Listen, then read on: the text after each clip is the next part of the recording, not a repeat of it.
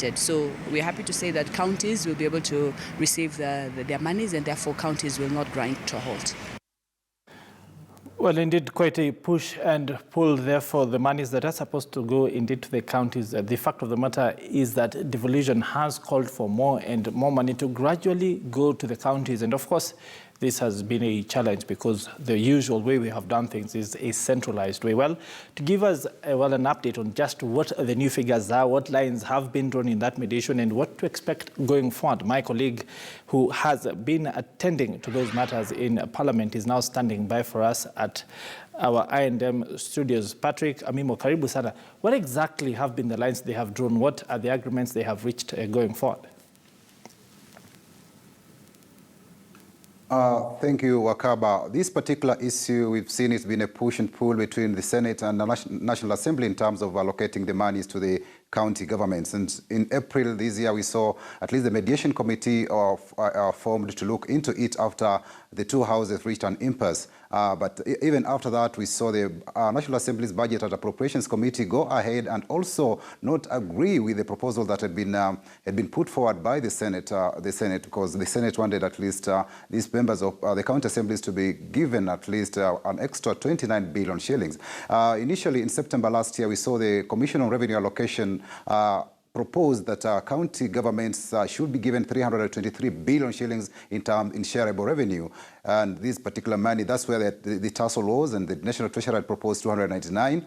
But we saw now, when last week, when the National Assembly decided to cut further by at least from 299 billion shillings that had been proposed by Treasury to 291 billions, that's about 8 billion shillings. That's when the Senate Finance Committee said that they will not accept that, and they rejected that particular suggestion from the House. But now with the mediation committee having agreed, reached a consensus, I think things will be looking up for the county governments, because now if the houses both houses pass these bill, it means that it will pave way for the debate or the enactment of the county allocation of revenue bill, which will now show how much will go to each county of the 47 counties, how much each will get, and these will now allow or inform the budget making process for the county government. But again, Wakaba, this afternoon we're seeing that there is going to be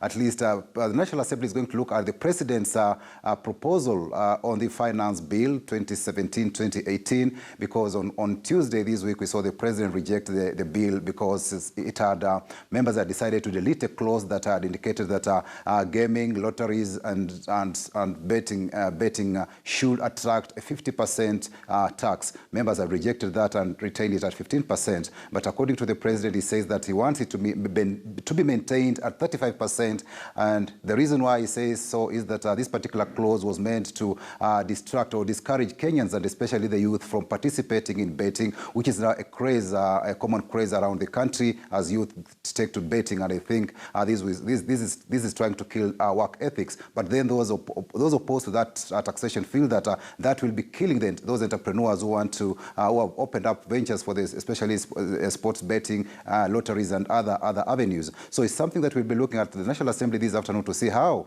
whether they'll agree with the President's recommendations or not. But then if they reject the President's recommendation, it means that we'll see it must be supported by 2/3 majority at both the National Assembly and the Senate. And given the timelines, I think the President was very calculating in that he knows that at this particular time, Parliament is facing quorum hitches. And so maybe MPs will have no other option but go by the President's recommendation to have these lotteries and gaming attract a tax of 35%, because, as I said, they cannot be. It's not possible for them to raise the 2/3 majority at both the National Assembly and the Senate, as we've been witnessing since both houses resumed the sittings this last month and this week for the Senate. Wakaba? And just before I let you go, Patrick, very quickly, do you think that with the packed agenda that Parliament has, do you think they'll be able to finish all the bills that are pending before them this afternoon, or do you think they will have to be recalled from recess to deal with some of the issues that continue to arise?